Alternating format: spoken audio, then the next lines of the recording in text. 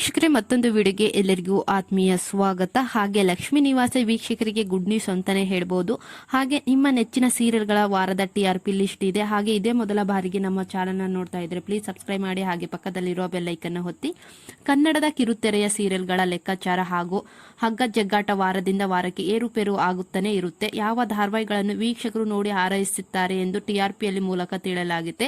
ಒಳ್ಳೆಯ quality content ಕೊಟ್ಟರೆ ವೀಕ್ಷಕರು ಖಂಡಿತ ಕೈ ಬಿಡುವುದಿಲ್ಲ ಅನ್ನೋದಕ್ಕೆ ಈ ಸೀರಿಯಲ್ಗಳು ಸಾಕ್ಷಿ ಅಂತಾನೆ ಹೇಳ್ಬಹುದು. ಹಾಗೆ TRP ಲಿಸ್ಟ್ ಬಿಡುಗಡೆ ಆಗಿದ್ದು ಸಾಕಷ್ಟು ಕುತೂಹಲ ಮೂಡಿಸಿದ ಲಕ್ಷ್ಮೀ ಬಾರಮ್ಮ ಟಾಪ್ ರೇಟಿಂಗ್ ನಲ್ಲಿ ಮುಕ್ತಾಯವಾಗಿದೆ. ಕಲರ್ಸ್ ಕನ್ನಡದ ನಂಬರ್ 1 ಧಾರಾವಾಹಿ ಎಂಬ ಪಟ್ಟದೊಂದಿಗೆ ಗುಡ್ ಬೈ ಹೇಳಿದ್ದು ವಿಶೇಷ. ಇನ್ನು ಓವರ್ ಆಲ್ ರೇಟಿಂಗ್ ನೋಡುವುದಾದರೆ ಮೊದಲ ಸ್ಥಾನದಲ್ಲಿರೋದು ಲಕ್ಷ್ಮೀ ನಿವಾಸ 7.1 TRP ಬಂದಿದೆ. ಹಾಗೆ ಎರಡನೇ ಸ್ಥಾನದಲ್ಲಿ ಶ್ರಾವಣಿ ಸುಬ್ರಹ್ಮಣ್ಯ 7 TRP ಬಂದಿದೆ. ಹಾಗೆ ಮೂರನೇ ಸ್ಥಾನದಲ್ಲಿ ನಾನಿನ್ನ ಬಿಡಲಾರೆ ಧಾರಾವಾಹಿ ಇದೆ, 6.7 TRP ಬಂದಿದೆ. ಹಾಗೆ ನಾಲ್ಕನೇ ಸ್ಥಾನದಲ್ಲಿ ಅಣ್ಣಯ್ಯ ಧಾರಾವಾಹಿ ಇದೆ, 6.7 TRP ಬಂದಿದೆ.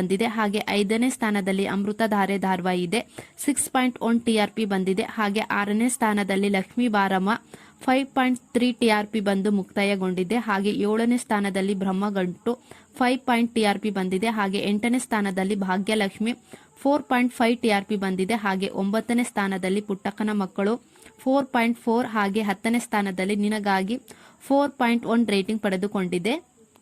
ಇನ್ನು ರಿಯಾಲಿಟಿ ಶೋಗಳಿಗೆ ಬರುವುದಾದರೆ ಸರಿಗಮ ಹಾಗೆ ಭರ್ಜರಿ ಬ್ಯಾಚುಲರ್ಸ್ ಮಹಾಸಂಗಮ 9.6 TRP ಬಂದಿದೆ. ಹಾಗೆ ಬಾಯ್ಸ್ ವರ್ಸಸ್ ಗರ್ಲ್ಸ್ 2.1 TRP ಬಂದಿದೆ. ಹಾಗೆ ಮಜಾ ಟಾಕೀಸ್ 1.7 ರೇಟಿಂಗ್ ಪಡೆದುಕೊಂಡಿದೆ. ಒಟ್ಟಾರೆ ರೇಟಿಂಗ್ ನಲ್ಲಿ ಈ ವಾರ ಇಳಿತ ಕಂಡಿದೆ ಅಂತಾನೆ ಹೇಳ್ಬೋದು. ಎಲ್ಲಾ ಧಾರಾವಾಹಿಗಳು ಒಂದು ಅಂಕಿ ಲಾಸ್ ಮಾಡಿಕೊಂಡಿದೆ.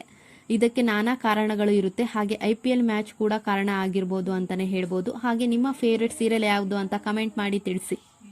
ಹಾಗೆ ಸುವರ್ಣ ಮತ್ತೆ ಉದಯ ಟಿವಿಯಲ್ಲಿ ಪ್ರಸಾರವಾಗುತ್ತಿರುವ ಧಾರಾವಾಹಿಗಳ TRP ತಿಳ್ಕೊಳ್ಬೇಕು ಅಂದ್ರೆ ಕಮೆಂಟ್ ಮಾಡಿ ತಿಳಿಸಿ. ಮುಂದಿನ ವಿಡಿಯೋದಲ್ಲಿ ಮಾಡ್ತೀನಿ. ಹಾಗೆ ಈ ವಿಡಿಯೋ ಇಷ್ಟವಾದಲ್ಲಿ ಒಂದು ಲೈಕ್ ಕೊಡಿ.